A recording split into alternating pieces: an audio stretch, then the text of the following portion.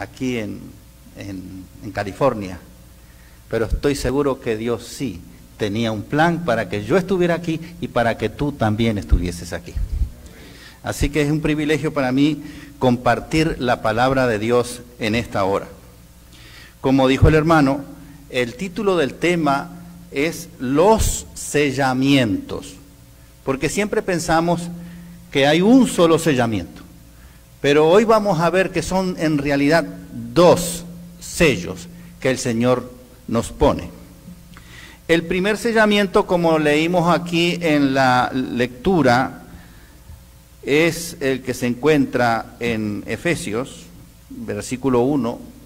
capítulo 1, versículo 13, pero vamos a leerlo detenidamente para poder entenderlo. Dice, en él también vosotros, habiendo oído la palabra, hay un orden, hay una secuencia. Primero, oír de la palabra de Dios, la palabra de verdad, el evangelio de nuestra salvación. Y luego dice, habiendo creído, porque bueno, se puede escuchar la palabra de Dios, pero hay gente que no cree.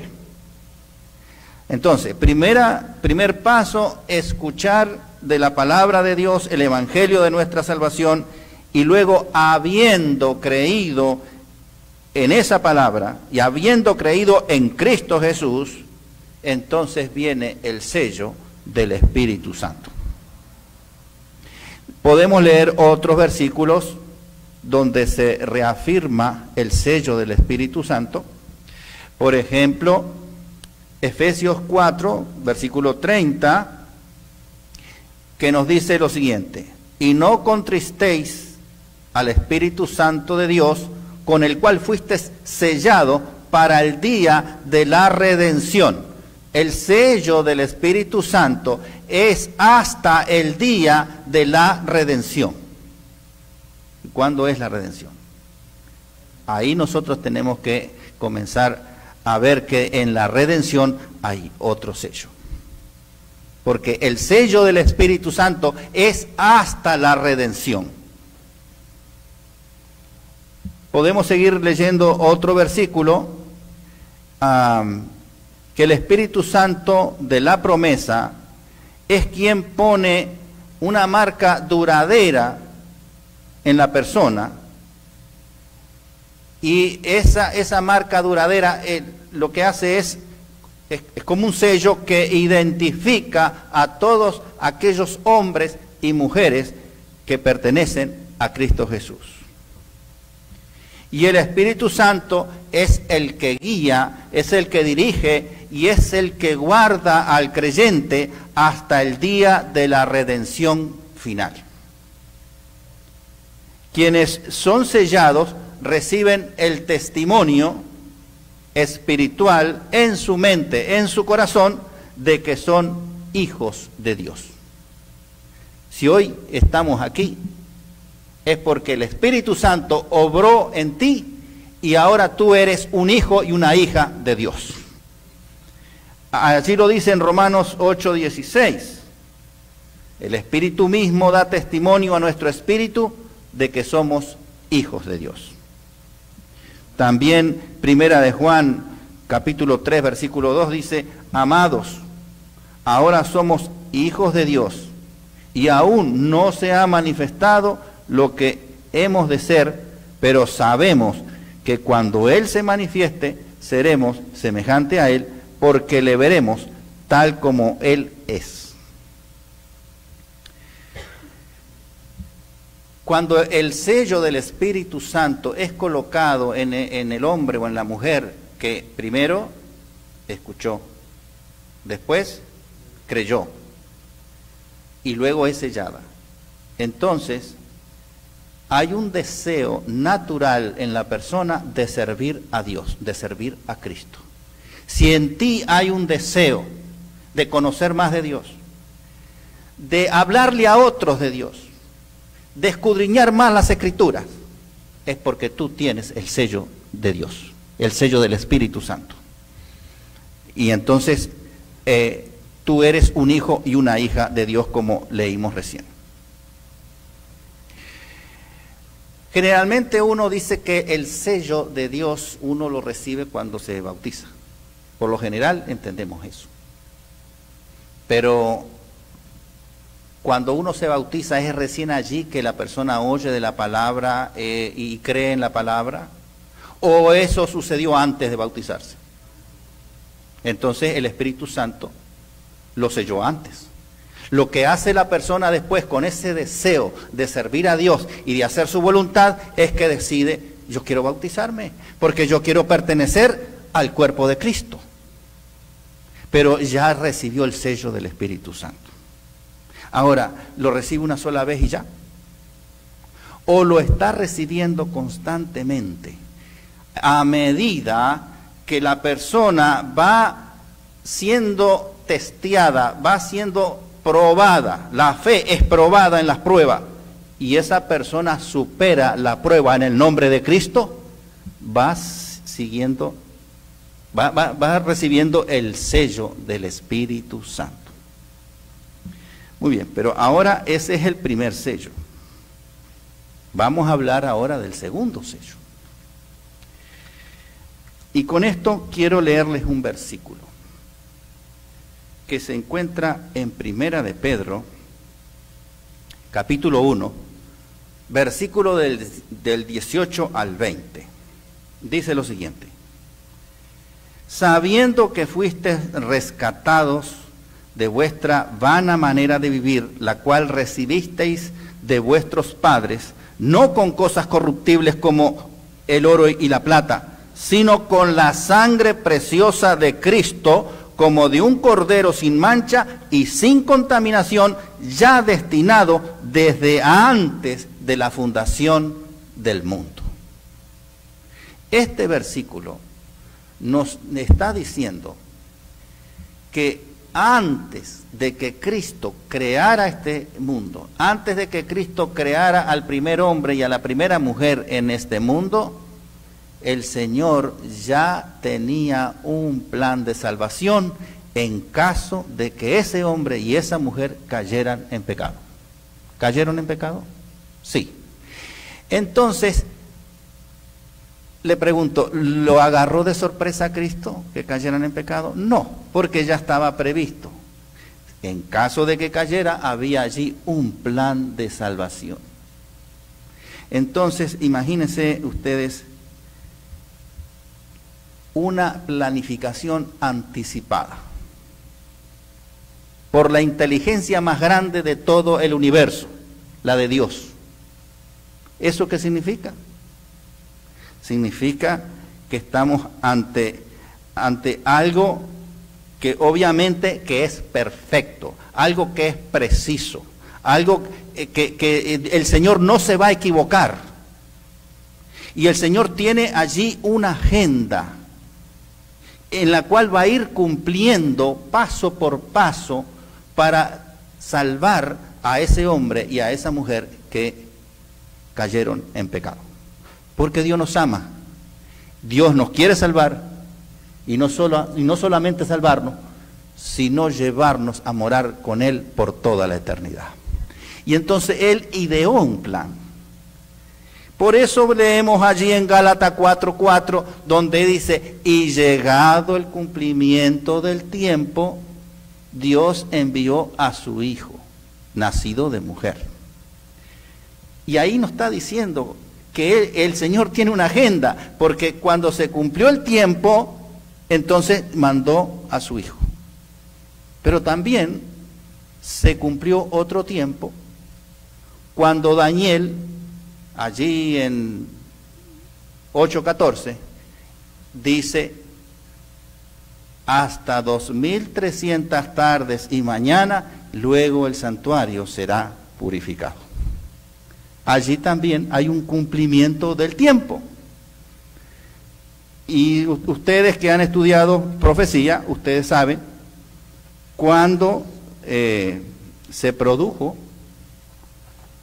el final de los 2300 tardes y mañana, que vendrían a ser 2300 días, pero aplicando el principio de día por año son 2300 años. Y para entender cuándo terminó esos 2300 años, tenemos que ir a la profecía que se encuentra en el capítulo 9, versículos del 24 al 27, que es la profecía de las 70 semanas. Y allí en el versículo 26 dice claramente: cuando se dé la orden de restaurar Jerusalén, el muro y la plaza, y entonces allí comienzan las dos profecías en forma simultánea, porque esas 70 semanas, que son 490 años, son cortadas o están determinadas de una profecía que es más larga. Y entonces las dos comienzan en el mismo día. ¿Cuándo fue eso? En el 457 antes de Cristo. Si hay alguien que no quiere creerle lo que le dice a la Biblia, vaya y consulte la historia. Y en la historia le va a corroborar que lo que dice la Biblia es verdad.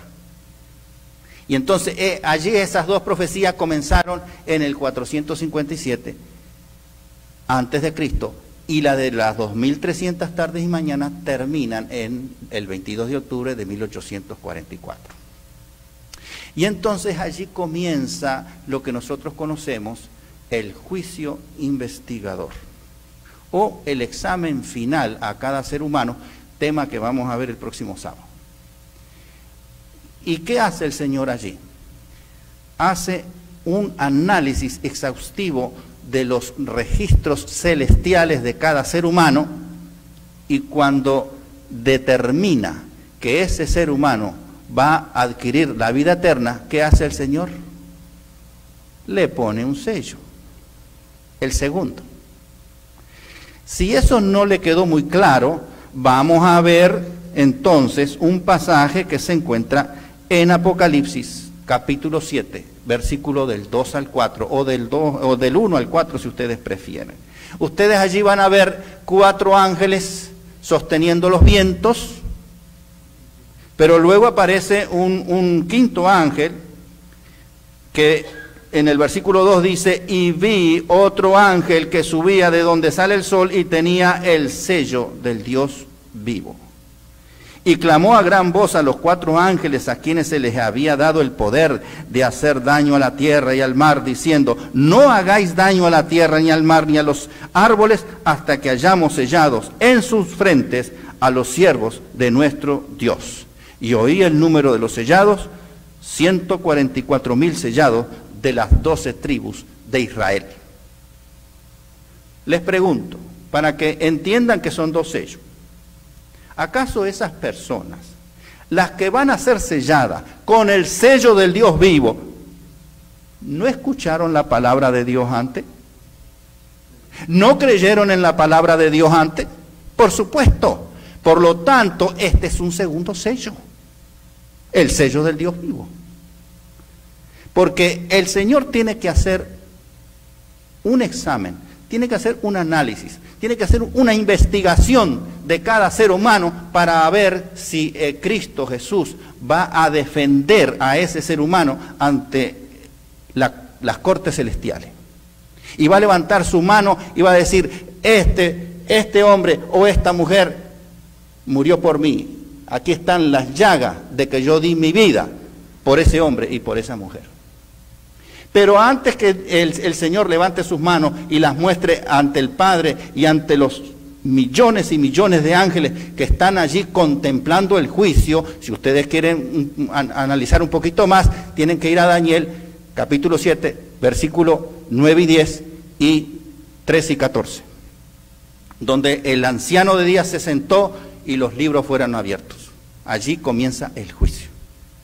Entonces, Cristo es el que juzga y es el que defiende, es el juez y es el abogado. Pero el juez supremo es el Padre, y el Padre está dirigiendo todo eso. Por eso en Apocalipsis 3:5 dice: y confesaré el nombre ante mi Padre y ante los ángeles.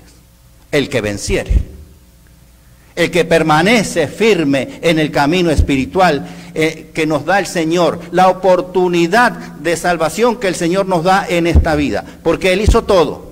Ahora falta nuestra respuesta. ¿Queremos seguirlo queremos creer en sus promesas. Bueno, eso ya no depende de Dios, depende de nosotros. Porque Dios ya ha establecido su plan para salvarnos. Si nosotros nos perdemos, no es por culpa de Dios, es por culpa de nosotros, de las malas decisiones que nosotros tomamos. Pero gracias a Dios que nosotros estamos aquí porque hemos decidido para salvación eterna.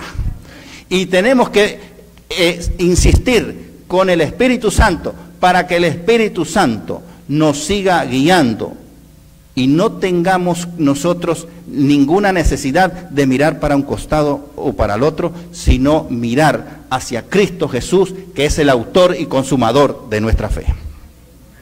Entonces, ese sello del Dios vivo, Dios lo va a colocar, según Apocalipsis, a los que están vivos, a la última generación. Pero es el mismo sello que les colocó a los muertos comenzando en 1844. Porque los ángeles tienen que saber a quién tienen que despertar de las tumbas. Entonces el Señor los sella.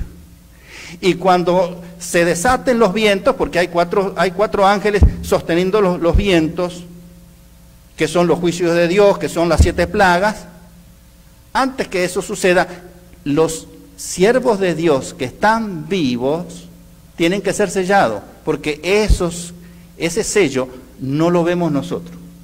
Nosotros no vamos a ver el sello del hermano, ni de la hermana. El ser humano no va a ver el sello, porque ahí dice que el sello es en la frente, pero no se está refiriendo a la frente exterior, se está refiriendo al interior de nuestra mente, o sea, al cerebro, en nuestra mente, va a haber una convicción total de la verdad, de los mandamientos, porque en realidad el sello de Dios está estrechamente relacionado con los mandamientos. Isaías 8:16, si ustedes quieren pueden revisarlo, allí dice claramente el profeta: sella la ley entre mis discípulos. Así que la ley viene siendo el sello. Y la ley tiene como el centro de la ley, que es las características que tiene un sello, está allí en el centro de esa ley, que es el 4.º mandamiento. Porque allí vemos que Dios es el creador, vemos vemos allí que lo que abarca el poder de la persona que tiene el sello, en este caso Dios, abarca todo el universo, los cielos y la tierra. Y también tiene que decir qué cargo ocupa esa persona, porque son 3 elementos que tiene el sello: el nombre de la persona, el cargo que ocupa la persona y el territorio que abarca la persona. Si vamos a hablar del sello del presidente, entonces ahí va a ser el presidente, aparece el nombre del presidente, aparece el cargo que ocupa, presidente de la nación, y todo lo que abarca, la jurisdicción, ¿dónde tiene poder él? En este país. Fuera de este país no tiene ningún poder. En cambio, Dios tiene el poder en todo el universo. Su nombre, Dios creador. Y entonces allí están las 3 características en el 4.º mandamiento que corresponden a un sello. Por eso Isaías 8:16 dice: sella la ley entre mis discípulos. Pero cuando leemos ahí en Apocalipsis capítulo 7, versículos del 1 al 5, del 1 al 4, los hermanos se confunden. Porque allí dice que el sello del Dios vivo es para 144.000 sellados de las tribus de Israel. Y aquí hay una confusión. Porque la gente dice, bueno, pero son nada más que 144.000. Un número contable. Y además dice que son de las tribus de Israel. Por lo tanto, tiene que ser judío. Y todos nosotros quedamos excluidos. Y hay movimientos religiosos dentro de la iglesia que están ocultos dentro de la iglesia nuestra. Y hay otros movimientos fuera de la iglesia que creen y predican que los 144.000 son de ese grupo, nada más. O sea, de una sola denominación religiosa. Y cuando estas personas piensan de esa manera, yo le digo, están hablando mal de Dios y no se dan cuenta. ¿Dios hace acepción de personas? Dios no hace acepción de personas. Porque simplemente ustedes miren el versículo archiconocido, Juan 3:16. De tal manera amó a Dios ¿a quién? No dice que amó a los judíos. No dice que amó a la iglesia tal o a la iglesia cual. Ahí dice que amó a todo el mundo. Dios ama a todo ser humano en este mundo. Pone una condición. Todos los que creen en Cristo. Y eso ya no depende de Dios, sino del hombre. Todos los que creen en Cristo no se van a perder, sino van a tener vida eterna. ¿Tú crees en Cristo? Y sí, por supuesto que sí, porque estás aquí para escuchar de su palabra. Por lo tanto, tú eres un candidato para la vida eterna en Cristo Jesús. Pero esa condición la establece el hombre, no Dios. O sea, depende del hombre, no de Dios. Si crees o no crees. Y para creer tienes que, como leímos al principio, escuchar de la palabra de Dios. Y luego creer en lo que la palabra de Dios dice. Que eso es palabra de Dios. Eso no es palabra de ser humano. Es palabra de Dios. Mucha gente dice, pero la Biblia está escrita por seres humanos. Para darle menos valor a la palabra de Dios. Y yo le digo, gracias a Dios. Gracias a Dios que la Biblia está escrita por seres humanos. Porque si estuviese escrita por seres celestiales, por ángeles, ¿cómo hacemos nosotros para leerla y entenderla? Porque nosotros no conocemos el lenguaje celestial. Nosotros conocemos el lenguaje humano. Entonces tenemos que tener la Biblia en nuestro lenguaje para poder entender la palabra de Dios. Gracias a Dios. Y yo le pregunto, y dime una cosa, ¿tú crees que es cualquier ser humano que pasó por ahí y Dios le dice, ven para acá, tú vas a escribir la Biblia? No. Dios hace varias cosas. Primero, escoge a la persona. La escoge. Y después que la escoge, la capacita. Y después que la capacitó, es que la inspira. Dios escogió a Moisés. Sí, ¿verdad? ¿Cuántos años se tardó Dios para capacitar a Moisés en el desierto? ¿Cuánto? 40 años. Y después de 40 años le dice, bueno, ahora sí estás preparado, ahora saca a mi pueblo de Egipto.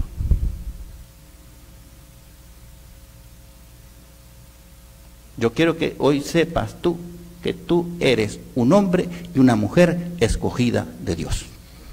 Por eso estás aquí. Y Dios tiene un propósito. ¿Cuándo te lo va a revelar? Y no sé. Con Moisés se tardó 40 años. Yo no sé cuánto se va a tardar contigo y conmigo. Pero de seguro que Dios tiene un propósito para ti. Y ese propósito es para salvarte. Así que lo que tienes que hacer es confiar en Dios y en la dirección del Espíritu Santo. Pero yo quiero que a ustedes les quede bien claro esto, de que esos 144.000 es de toda tribu, toda lengua, toda raza, todo pueblo, toda nación. Y que esos 144.000 no es un número contable, aunque suene como un número contable, no es un número contable. Porque luego Juan primero escuchó el número, pero cuando él mira, él ve una gran multitud que nadie podía contar. Mucha gente dice que es un grupo diferente. No, no es un grupo diferente, es el mismo grupo. La diferencia está que los que van a ser sellados, Dios lo menciona como los 144.000, pero cuando salieron de la gran tribulación ya vencedores, con palmas de victoria en la mano, versículo número 9 del capítulo 7, es una gran multitud que nadie podía contar. ¿Por qué? Porque Dios amó a todo el mundo, para todos aquellos que crean en Cristo, no se pierdan, no tengan vida eterna. ¿Qué dice Apocalipsis 14:7? Cuando dice, y vi volar por el cielo otro ángel que tenía el evangelio eterno para predicarlo ¿a quiénes? A los moradores de la tierra. Ahí no está diciendo para predicarlo a los judíos, para predicarlo a la iglesia tal, para predicarlo al grupo tal. No, dice a todos los moradores de la tierra y luego especifica todo pueblo, nación, lengua y tribu y lengua. Él no hace acepción de personas. Pero entonces cuando va a sellar un grupito de 144.000. ¿Por qué Dios se va a tomar el trabajo de predicar un evangelio para todo el mundo y luego cuando va a sellar un grupito ahí pequeño? ¿Se da cuenta que hay contradicción? No. Dios sella a todo el que quiere ser sellado y se prepara en vida. Este es el momento de alcanzar salvación en Cristo Jesús. No después. Ahora tenemos que decidir por el Señor, para que cuando llegue el momento, estemos vivos o estemos muertos, Dios nos selle con el sello de Dios vivo para salvación eterna. Así que es una preparación espiritual que nosotros no tenemos que dejarla para después, para allá más adelante. No, tenemos que empezar hoy. Una vez conocí a una chica en un trabajo, recién convertido yo. Y ella se veía que llevaba una vida muy ligera. Y me dice, yo tengo un hijo, soy madre soltera. Fumaba mucho, tomaba también de vez en cuando y se iba a las discotecas. Y tengo un hijo. Sí, ¿cómo se llama tu hijo? Josué. Y a mí me llamó la atención. Y digo, ¿pero tú sabes qué nombre le pusiste a tu hijo? Dice, sí, yo sé. Yo me leí todo el libro de Josué y por eso le puse Josué a mi hijo. Interesante. Digo, ¿y por qué tu vida es diferente a lo que la Biblia dice? No, dice, yo voy a ser como el ladrón en la cruz. Cuando me quede ahí el último momento, yo me arrepiento. Y yo me quedé pensando. Y luego llegué a una conclusión. ¿Y cuándo sabes tú cuál es tu último momento? A lo mejor pasa algo en tu vida y ese último momento no te diste cuenta que esa era la última oportunidad.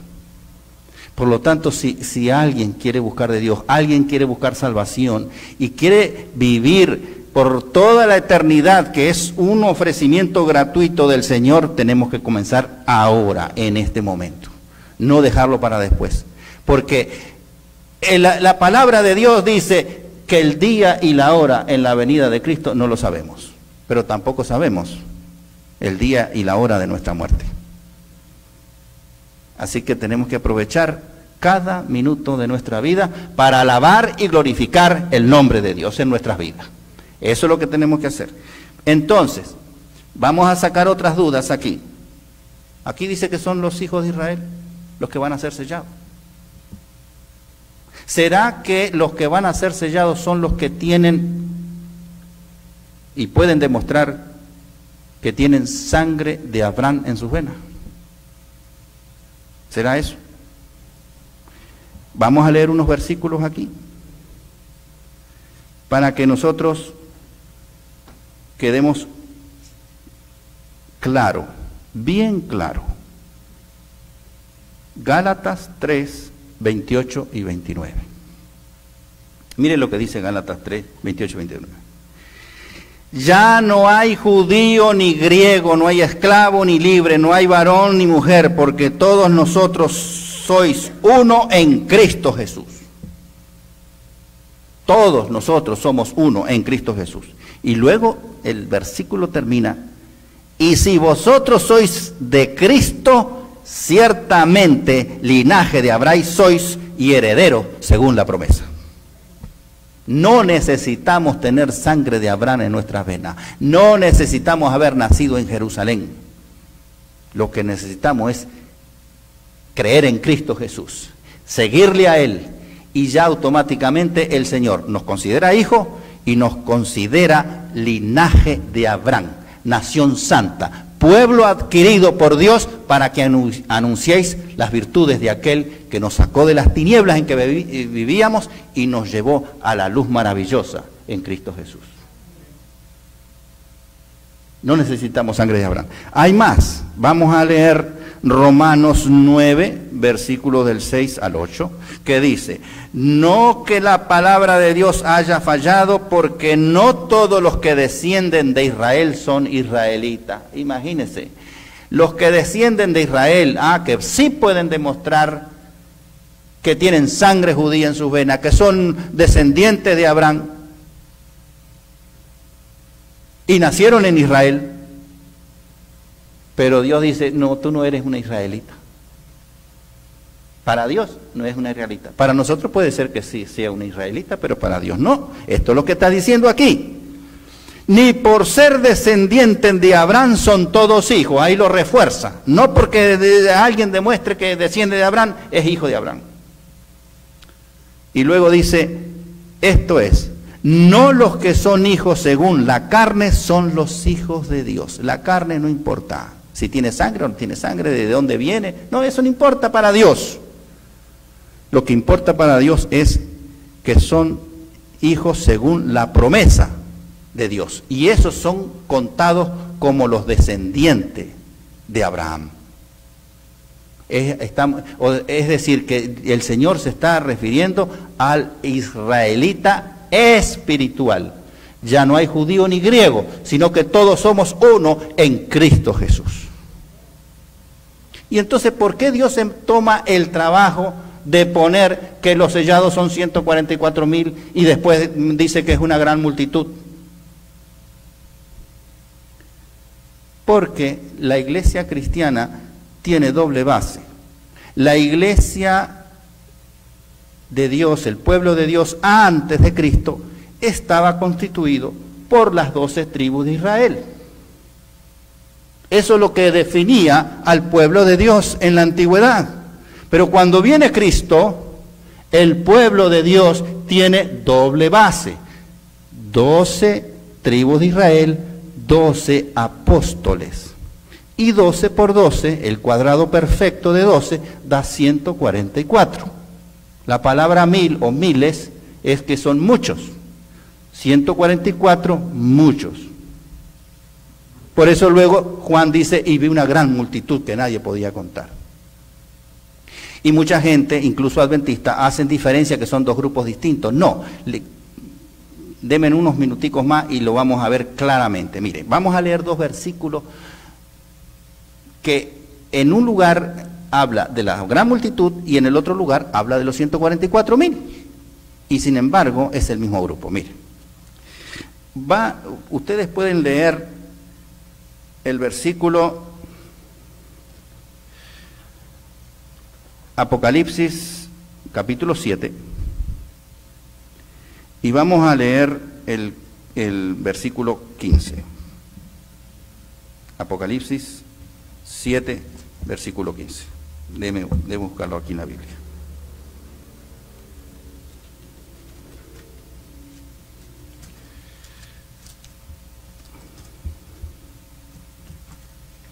(7:15) dice así: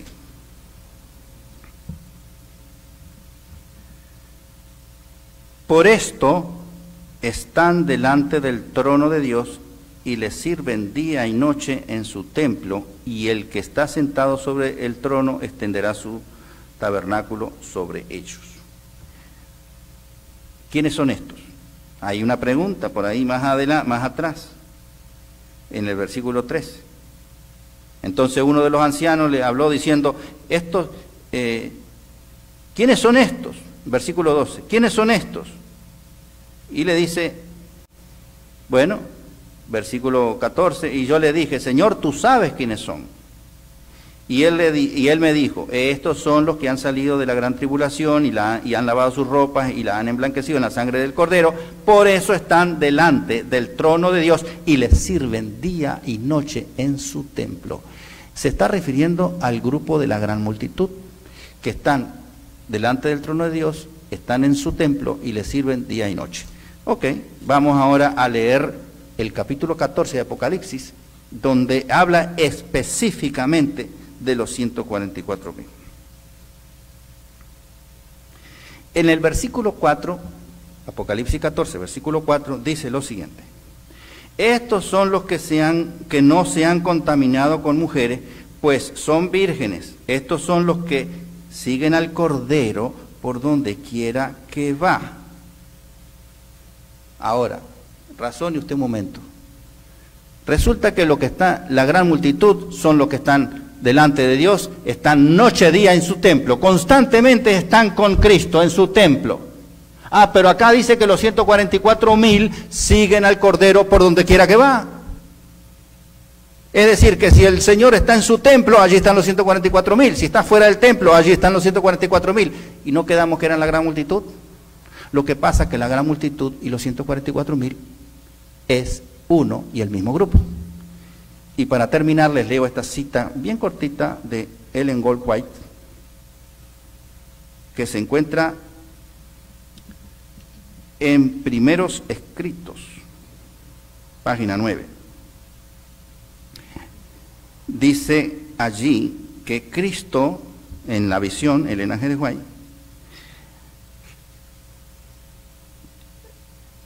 le dice en la visión le dice a Elena G. de White, únicamente los que entran en este lugar, en el Santo Templo, dice la cita, Primeros Escritos, página 19. Únicamente entran en este lugar los 144,000, lo dice Cristo. Pero si leímos recién en el versículo 15 de Apocalipsis 7, que la gran multitud es la que está sirviéndole a Cristo noche y día en su templo, entonces ¿en qué quedamos? ¿O son los 144,000 o la gran multitud? No, es que es un mismo grupo que tiene dos nombres. En algún momento se le refiere a él como los 144,000 y en otro momento se refiere como la gran multitud, que nadie podía contar. Así que, hermanos, no se confunda. El sello del Dios vivo está disponible para todo aquel que cree en Cristo. No necesita demostrar que usted tiene sangre judía en sus venas. No necesita demostrar eso. Lo que necesita es creer en Cristo y permanecer en Él, aunque se desplomen los cielos. Que la bendición de Dios, del Padre, del Hijo y del Espíritu Santo permanezca siempre en cada uno de nosotros.